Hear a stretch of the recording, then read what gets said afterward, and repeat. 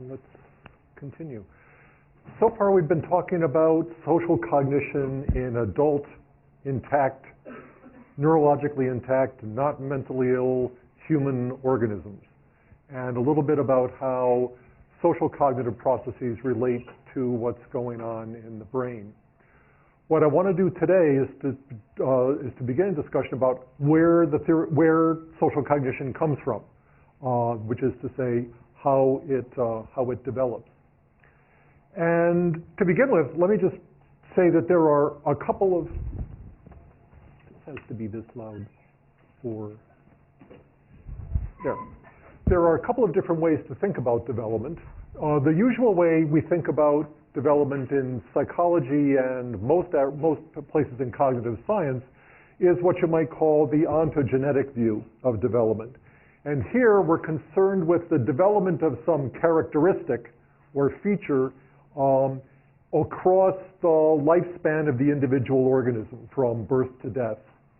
This is the usual way that developmental psychology is taught, that development is approached in psychology and cognitive science, and it's the kind of thing that gets caught up in arguments about nature and nurture and all of that, about which I'll have more to say in a second.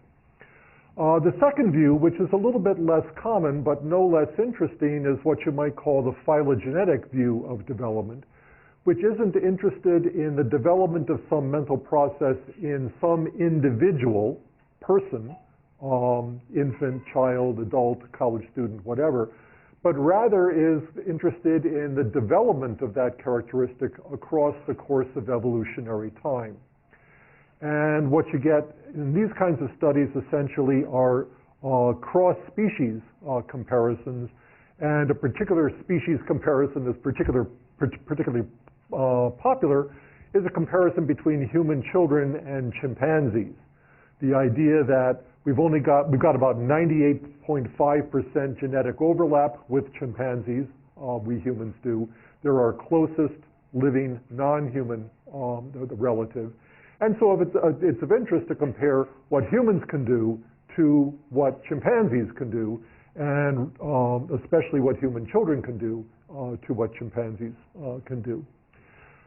The third aspect of development, which gets hardly any attention at all in psychology and cognitive science, at least until very recently, is the cultural view of development, which tries to trace the relations between the development of some mental process or some mental characteristic in the individual and the development of the society or the culture in which he or she is part.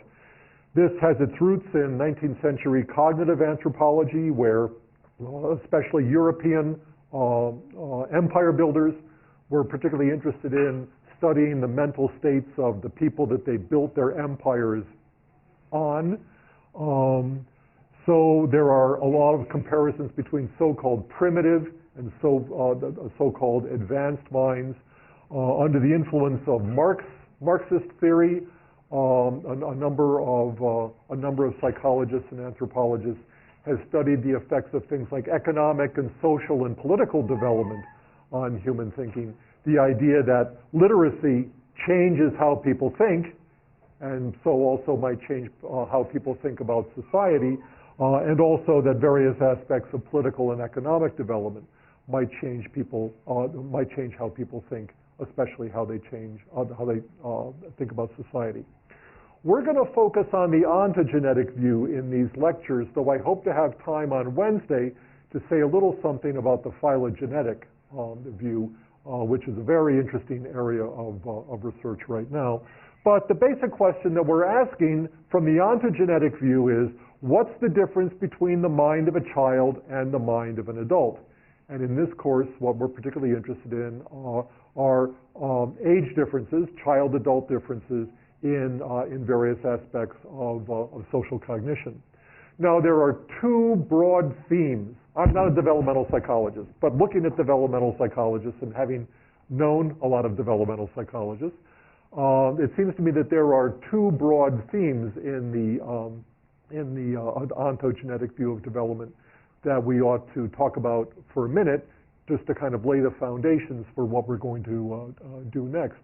The first is, if you're going to ask the question about what's the difference between the mind of a child and the mind of an adult, how does the mind change over the lifespan of the individual, there's a difference between focusing on quantitative changes, that is, changes that occur across a continuum, kind of a smooth continuum of change, versus qualitative changes. As an example of the quantitative view is the old view of the British empiricists of the infant mind as a tabula rasa, as a blank slate that is written on by experience. So you kind of get the idea that the child comes into the world fresh out of the womb knowing nothing, and then begins to have experiences which have somehow inscribed themselves on the mind of the child, and that the more the child piles up various kinds of experiences and memories and opportunities to learn, the more developed the child gets. But it's essentially a continuous view of development. That is, that the child is engaged in a continuous process of acquiring knowledge through experience. The competing view is the idea that there are qualitative differences between the mind of the child and the mind of an adult. It's a view that is epitomized in a quotation from Jerome Kagan, that babies are a lot smarter than we think they are. They're not tabula rasas that are simply written on by experience, but that they come into the world endowed with particular kinds of cognitive abilities, but these cognitive abilities undergo a certain kind of change over the course of life. And again, there's a focus especially on discontinuities, that children have a lot of cognitive abilities. It's just that their cognitive abilities are qualitatively different from those of adults. This is a view that's famously associated with the work of the Swiss psychologist Jean Piaget, about whom I'll have more to say in a couple of minutes. Okay, so whether development is to be characterized in terms of quantitative, smooth quantitative shifts, or more abrupt qualitative shifts is one theme that we see in the ontogenetic view of development. The other one is in terms of kind of where development is going, or where development, the nature of development, what's being developed.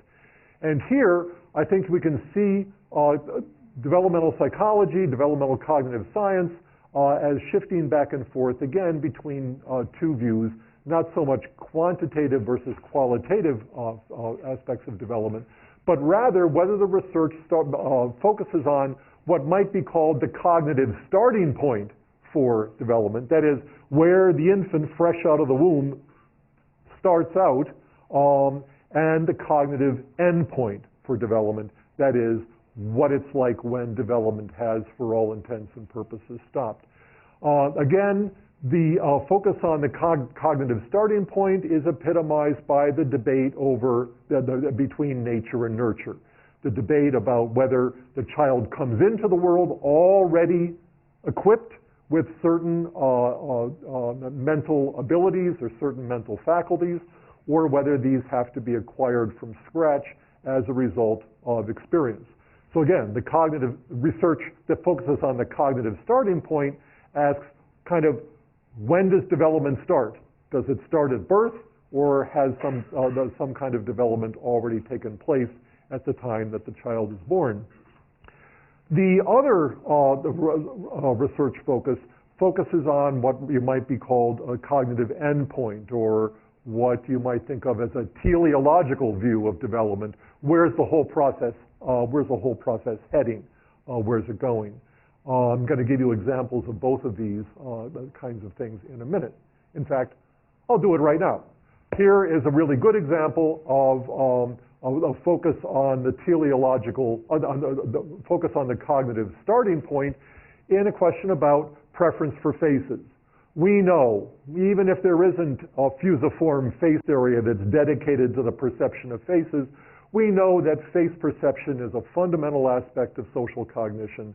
It's something that children do. And the question is, when do they do it? Do children learn to pay attention to faces, or do they come into the world already equipped with some kind of more or less primitive cognitive schema that leads them to pay attention to faces because they, in some sense, already know how to do that? This is the kind of question that's addressed in research by Johnson and colleagues on newborn preference for faces. Again, I'm not taking a position on this. I don't actually care what the answer is, but this is a really good example of research that focused on the cognitive starting point, addressing questions of nativism versus empiricism. What does the child bring with it into the world? What does the child acquire through its experience of the world? Well, what Johnson and his colleagues did was to present pretty much newborn infants. These are fresh out of the womb. They're 37 minutes old on average, which is pretty young if you think about it, with faces or with stimuli like these that they basically moved in front of the child. That basically give the neonate opportunity to open its eyes, kind of clean the guck out of it, and then you hold these stimuli in front of it. And you look to see if the child actually watches the stimulus. And you measure the watching behavior either in terms of whether the child moves his eyes to follow the moving object or whether the child moves his head to follow the moving object. And again, these were the stimuli that were presented. Here is a schematic face with eyes and eyebrows and nose and mouth. Here is a scrambled face with exactly the same physical features, just not arranged in a face-like arrangement. And then there's an object that's just blank. And the result of the study is that kids 37 minutes out of the womb actually have a preference for their normal face. Whether you look at turns of the eyes or turns of the head, they are much more likely to follow a normal facial configuration than they are the scrambled facial configuration. They're interested in them both compared to a blank stimulus, but they're much more interested in the normal face than in the scrambled face. Here's another example of this. This is the second experiment using a somewhat more interesting array of stimuli. Here's our face stimulus again. Here's the same configuration as the face stimulus, but it doesn't look like a face anymore. These are just squares. Yeah, we can kind of see them as eyes and a mouth, but it's not nearly as eye-y or mouthy as this one. Here you have the eye, nose, and mouth, the features arranged in a row, and here you have the same configuration except inverted.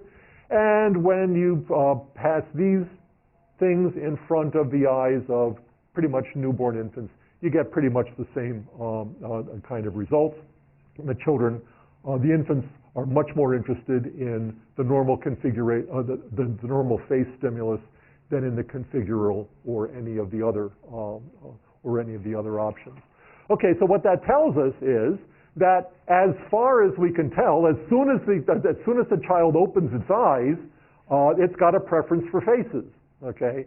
So as close as we can tell, the starting point is that the child comes into the world with something like an innate visual preference for face-like stimuli. There's something about the face that the child is built to pay attention to as much as we can know. Now you could say, well, 37 minutes is a long time. Well, it's not very long, right? It's a pretty good guess that there is some kind of innate schema, innate cognitive schema that leads the child to be particularly interested in these kinds of faces.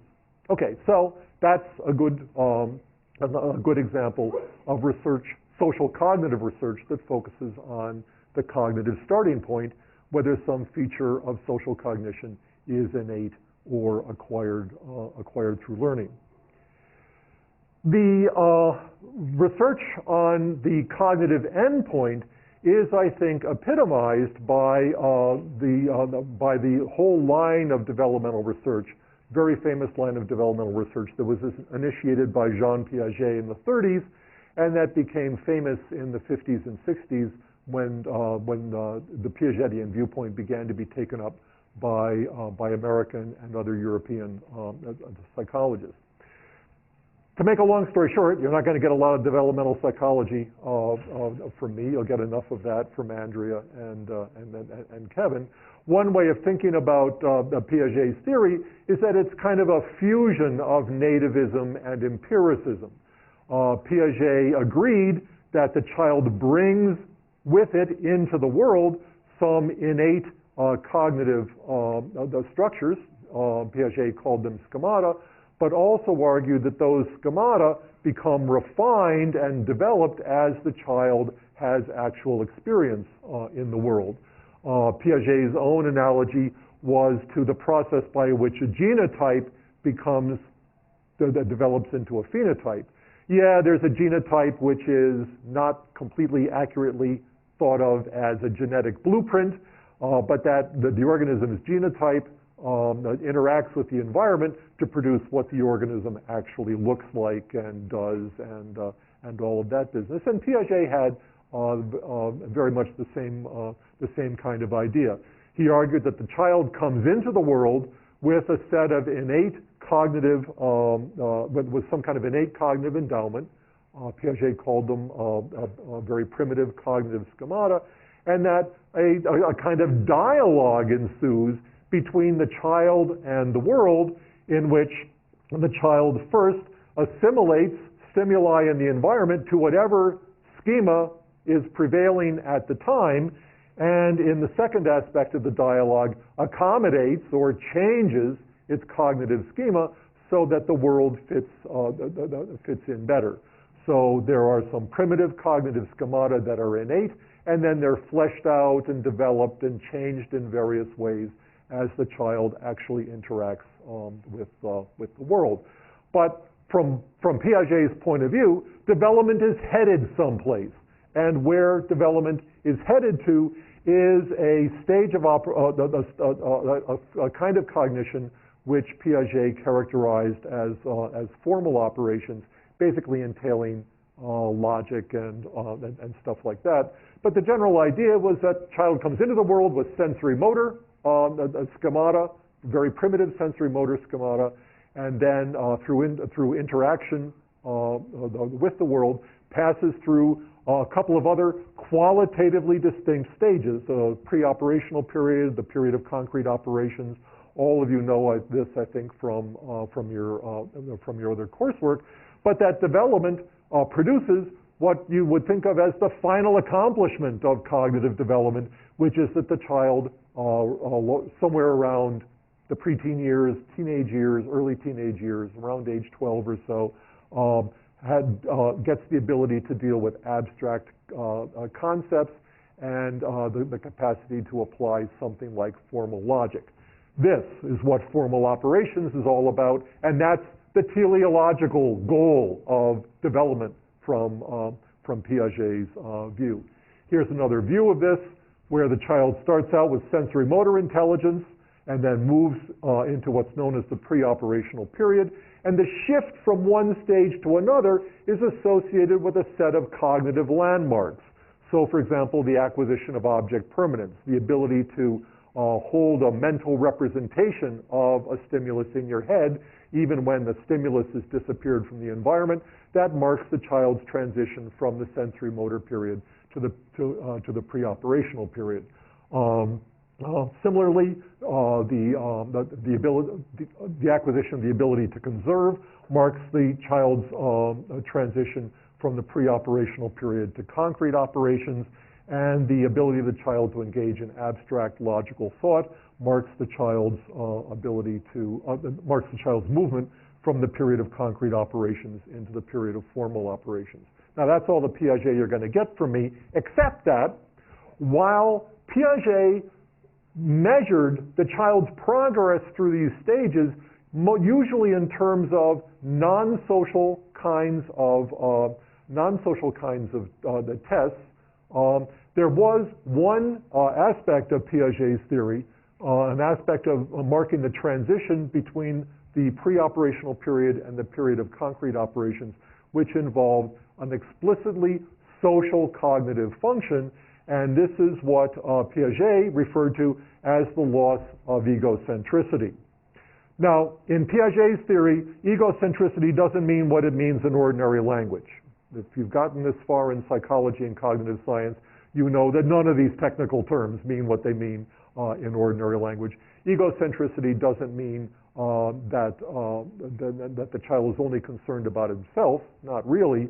In Piaget's terms, egocentricity really has to do with the child's beliefs about the relationship between what he or she thinks and feels and wants and does, and what other people would think and feel and want and do. So the loss of egocentrism can be thought of as a cognitive milestone in the development of social cognition, because what happens is that the egocentric child believes that other people experience the world the way he or she does. When the child loses egocentricity in this transition between the pre-operational period and the period of concrete operations, the child figures out or gets that other people's experience of the world, what they think, what they perceive, what they believe, and so on, might very well be different from what he or she wants. This is measured, was measured by the egocentricity, was measured by Piaget and his colleague, Bertel Inhelder, in terms of what's known as the point of view task. Here's the point of view task. It's also sometimes known as the Three Mountains task, and it's sometimes known as the Sally Ann task, because it involves two creatures, a real little girl here, call her Sally, and a doll up there, call her Ann, and they're positioned at on opposite sides of a two-dimensional display, which consists of a couple of mountains, one of which is topped by a cross, the other which is topped by a snowcap, a little hill there, and you can see a cabin or a chapel or something like that on the hill. And the basic idea behind the Three Mountains task is to ask Sally, okay, whether Anne can see what she sees. So you ask Sally, can Anne see the cross? And Sally says yes, okay. It's very clear that Anne can see the cross. And then you ask Sally, can Anne see the chapel? And the question is, will Sally believe that Anne can see the chapel, even though from Anne's point of view, the view of the chapel is obscured by this hill? Okay, that's the whole idea. And Piaget's own research on this was a little fuzzy. What was it? 2 subjects, both his kids. Okay. But somebody actually did the study right. Piaget's another one of these guys who's a brilliant thinker, but not the best experimenter in the world. Sometimes it almost seems like you have to make a choice. The people who have the really most interesting ideas in psychology usually do the worst experiments. And the people who do the best, cleanest, most elegant experiments so often have unbelievably boring ideas. But anyway, here's what happens when you do it right. Brodzinski tested children aged 4, 6, 8, and 10. And you can see here that 4-year-olds tend to make egocentric responses. Sally believes that Anne will see what she sees. And as the children age, they overwhelmingly come to make the correct responses, which represents the fact that somehow they know that the other person's experience is different from their own experience. That's what we mean by the loss of egocentrism, marking the shift between the pre-operational period and the period of concrete operations. And it's a social cognitive task, because what Sally has to do is to have some understanding of what's going on in some other person's mind. More recently, social cognitive developmental psychology has focused on the acquisition, kind of an elaboration of this idea of egocentrism. Social cognitive developmental psychology has focused on the child's acquisition what we call the theory of mind. The theory of mind that comes basically in two parts. The first, the idea that we have mental states, that we have mental representations of the world outside, and that our mental states are ours, okay, that they belong to us in some way. And going along with that is the idea that other people have mental states like we do, but as the theory of mind develops, people have the appreciation that I've got mental states, you've got mental states like I do, but the content of your mental states may be quite different from mine. Theory of mind is also sometimes referred to as metacognition, which has to do with our knowledge of the contents of our own minds, and also our knowledge about the principles by which our minds work. Again, that kind of knowledge doesn't make any sense unless you understand that you actually have a mind, okay? That you're actually thinking and remembering and perceiving kinds of things. And then all of this extending to the knowledge of other minds as well, that other people have mental states too, and that we can infer these things infer the contents of their minds from their behavior and other aspects of their condition in the situation. Now, just in passing, I'm not going to talk about this much. The idea of a theory of mind is itself embedded in a new approach to cognitive development, really kind of formulated by Berkeley's own Alison Gopnik and some of her colleagues, which it gets called the theory of development, or better yet, the theory of development, because the theory of development basically says that yes, the child acquires a theory of mind as it develops, and that's what interests us in this course, but the theory of mind is only one of a number of theories that the child is acquiring over development. The theory people, the theoreticians,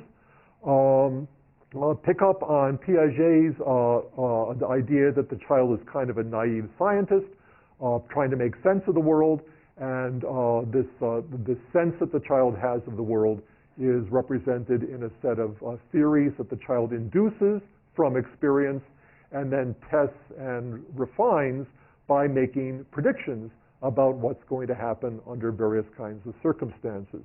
So whereas the theory of mind represents the child's theory about how his or her own mind works, or about how minds work in general, there's a naive physical theory, which is the child's idea about how the physical world works. There's a naive biology, the child's developing theory about how the biological world works. And although they don't talk about it too much, there is a naive psychology, that's the theory of mind, and there's a naive sociology, which is the child's developing sense of how social relations work and how society is organized and all of that kind of stuff. Most work from the point of view of the theory of cognitive development is focused on the theory of mind, intuitive physics, naive physics, and naive biology. I don't think there's that much yet, is there, on naive sociology? There's a little bit, but not much. There ought to be. There's a sociology major out there. Go do that. That would be a very good thing to do. Okay, so from the point of view of cognitive development, let's return specifically to the theory of mind. The idea here is that other people have beliefs, okay? These beliefs may be true or false, and these beliefs that other people have may differ from our own. You can see the connection to Piaget's the idea of egocentrism. But it's not just beliefs. The theory of mind also entails the idea that other people have feelings and desires and all sorts of things that may differ from our own, and that this ability to comprehend that other people may have knowledge and beliefs and thoughts and feelings and desires that are different from our own is really, if you think about it for a second, no less than the development of social cognition. So that's the idea. So how do we know? How do we do that? Well, very famous task that's used to measure the child's acquisition of a theory of mind, and especially the child's understanding that other people may have thoughts and beliefs and feelings and desires that are different from his or her own, is represented by what's known as the false belief task. Most of you have had some contact with this. If you haven't, you'll like this. If you have, you can sleep for 5 minutes. Here we have, this is a classic illustration of the false belief task. There's an experimenter, okay, and there's a real child, and there's a puppet involved in this. And what happens is that the experimenter will show the child the puppet, and there's a ball, and the puppet hides. You can do this with little kids. It's hard to do this with college sophomores, but you get your puppet, you have your puppet hide a ball in an oatmeal container, and then the puppet goes away. It's put in a closet, or it's put outside the room, or whatever. After it's done that, and then what happens is that the experimenter and the child will move the puppet, will move the ball from the oatmeal container into a box. Then the experimenter will go and get the puppet, open up the cabinet, or go outside and bring the puppet in, and then we'll ask the child, where will the puppet look for the ball? Okay? Now remember, the puppet hid the ball in the oatmeal container, but after the puppet left the scene, the experimenter and the child worked together to move the puppet from the oatmeal container to the box. And what happens is that 3-year-olds and some 4-year-olds will say, will tell the experimenter that the puppet will look for the ball in the box. And when you ask them why, they'll say, because that's where it is. They'll give you one of these 3-year-old answers, right? But if you ask 5-year-olds and some 4-year-olds where the puppet will look for the ball, they will say, the puppet will look in the oatmeal container. And when you say why, they'll say something, some variant on, because that's where the puppet thinks it is.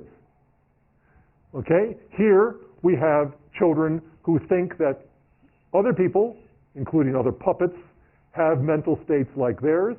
Here we have a child who understands that other people, including the puppet, will have mental states like he or she does. And as I say, this kind of thing tends to develop. There's an interesting precursor of the false belief task in the Hebrew Bible, for those of you who know your Hebrew Bible, in the story of Jacob and Esau. Jacob and Esau were sons of Isaac by Rebekah, and they were twins, except Jacob, Esau was a little bit older than Jacob, and so his birthright, Esau was going to get the birthright from Isaac instead of Jacob because he was older. And it turns out that, for those of you who don't know this story, Esau was born very hairy, and Jacob was born with very smooth skin. But Rebekah had gotten this prophecy that the older would obey the younger, and that it was Jacob actually who was going to be the big honcho, and not Esau. So at some point, Isaac became very old, 123 years old, I think, something like that, and he was blind. And he figured he was going to die soon, so he decided to give his older son his blessing. So he sent Esau out hunting to get get some meat for a big meal. And while Esau was away from the house, Rebekah, who was still around as well, went to Jacob and said, "Okay, it's time for you to go and get your father's blessing."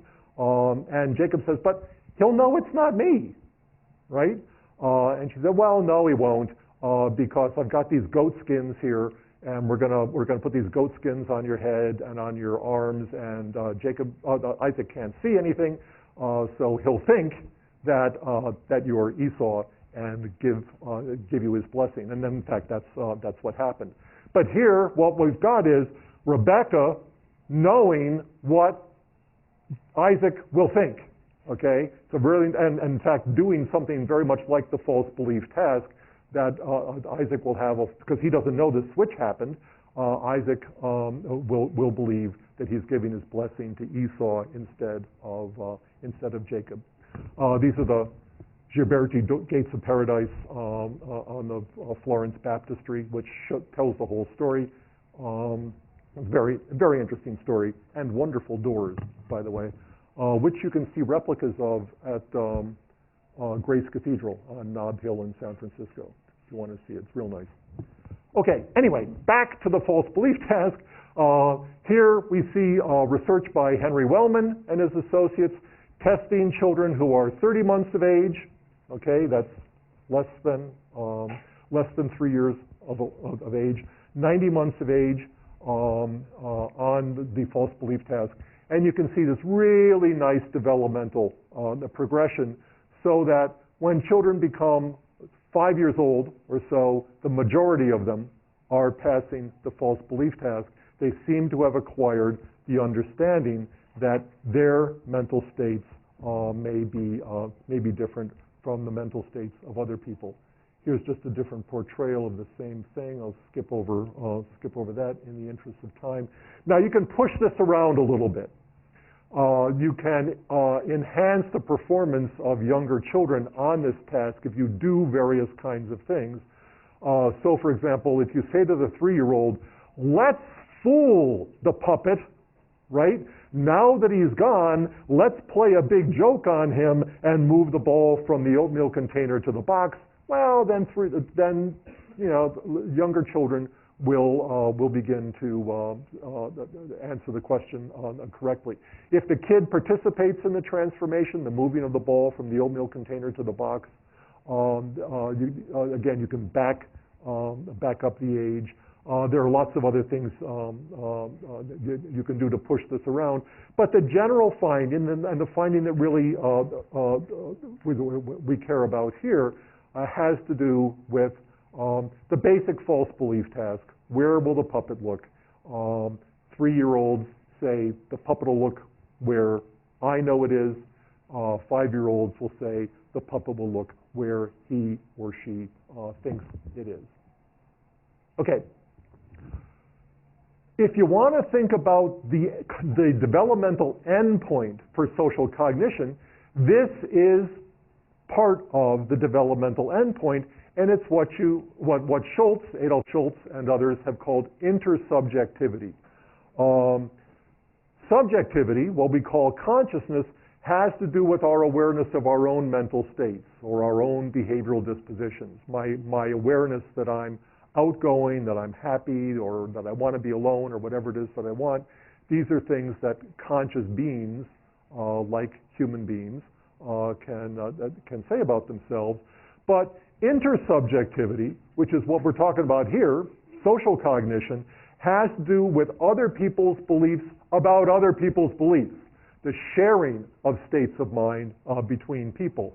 So I perceive that somebody else tends to be an outgoing individual, or I perceive that he or she is happy, or I perceive or understand that he or she wants to be alone. So the false belief task, like egocentricity, really marks the onset of intersubjectivity, which is what social cognition is all about. Social cognition has to do with our understanding of other people's mental states, other people's thoughts and feelings and desires. In much the same way that you can push performance on the false belief task around a little bit by doing various kinds of procedural manipulations, you can also understand pretty quickly that social cognition does not simply stop here. Social cognition does not stop with the idea that one person has some appreciation of the mental states of another person. Intersubjectivity can go on a long way. Now, to understand this, to understand the rest of what we're going to do in these lectures, I got to stop for a second and make a little footnote, okay? Intersubjectivity and subjectivity are usually, are often thought of in terms, in cognitive science especially, in terms of intentionality. And I just got to stop and just explain to you, for those of you who don't know, that in English, there are two quite different senses of intentionality that it's important to keep straight. Our ordinary language meaning of intentionality has to do with the motivation or the goal-directedness of behavior. This is an idea that comes from the English philosopher Jeremy Bentham, and later Jem Anscombe, who was a philosophy professor at Oxford. When we say, what's your intention, what we usually mean by that question is, what are you trying to do? What's your goal? What do you want? But philosophers and many cognitive scientists use intention in an entirely different way in what you might call the epistemic sense of intentionality, which has to do with the aboutness of mental states. Or put another way, that mental states are always about something. I perceive that it's raining outside, or I perceive that the air conditioning is on, or whatever. I've got this mental state, and I understand that my mental state is about something in the world. My internal mental state relates to something in the external world. This is an idea that has its recent origins in the work of Franz Brentano. And intersubjectivity really has to do, subjectivity has to do with intentionality. Okay, I perceive that something is the case. Intersubjectivity has to do with what you might call second order intentionality, because what you're doing is you have a belief about somebody else's belief about something. And just to make this kind of fun, it's very clear that intersubjectivity can be kind of piled onto each other. There's a kind of recursiveness here that's quite interesting.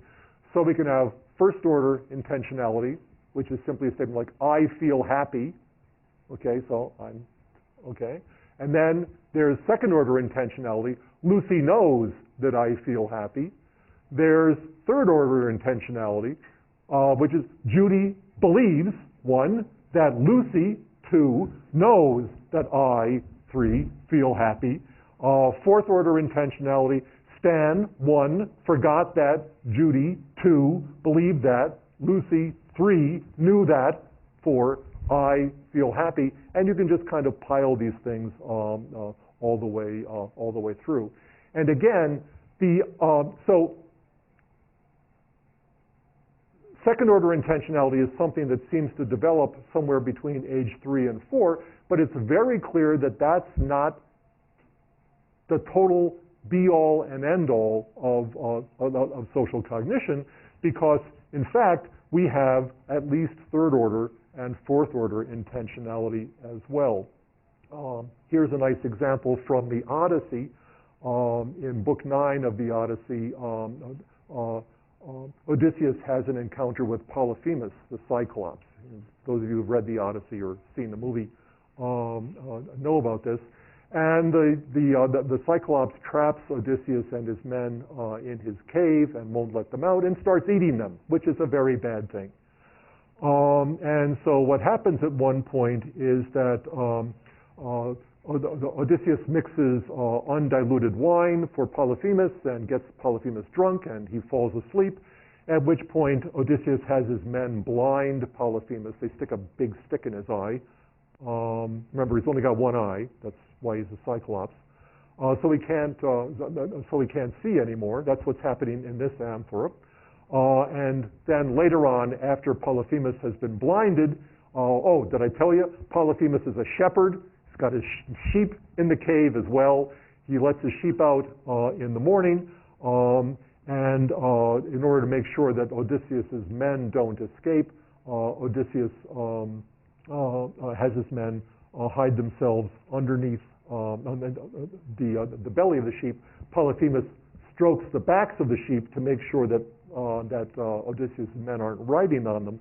But Odysseus is a trickster. He's a man of twists and turns. The whole plot of the Odyssey has to do with Odysseus's appreciation of what other people are thinking, what other people can think.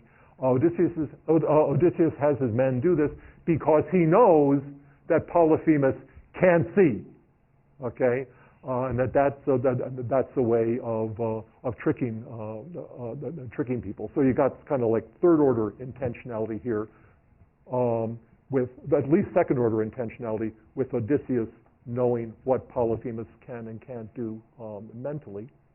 In Shakespeare's Othello, there's another really nice example of this. The whole plot involves Iago, who tries to make Othello believe that Desdemona has been unfaithful. So you've got Iago trying to manipulate Othello's beliefs about Desdemona. So you've got at least three orders of intentionality there. But it's even better than that. This is an example I owe to Robin Dunbar. When Shakespeare wrote Othello, it was Shakespeare's intention that the audience believe that Iago wanted Othello to believe that Desdemona wanted somebody else. You've got 5 levels of intentionality here. And then just one more, just to kind of fix this. The work of Jane Austen. And Jane Austen's a cool writer, but it turns out if literary scholars are to be believed, Austen was the first author, at least in English, to work in higher order intentionality and higher order intersubjectivity into her works. Here's a really nice example from Persuasion. This is Anne Elliot, and this is Wentworth. And there's an episode in Persuasion where Anne and her sister Elizabeth go to a bakery and they encounter Wentworth. Wentworth had asked Anne to marry him, and she had been persuaded not to accept his offer. He comes back 8 years later. They run into each other in this bakery. Elizabeth, who's very high and mighty, very snobbish, tries to ignore Wentworth. Anne is standing back watching this whole thing.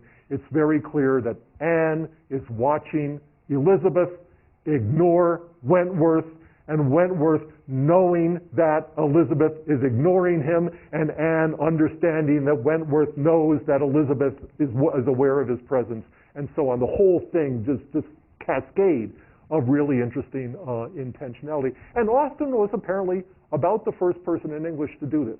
This is an invention of hers in the development of the novel.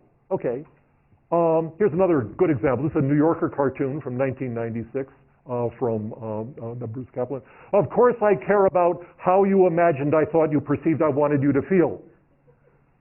Okay, so you can have higher order intent, the higher order intersubjectivity, even if you've only got 2 people in the room. You don't have to have Anne and Elizabeth and Wentworth. This is much more complicated kind of social cognition than where's the puppet gonna look for the ball in the oatmeal container or the box.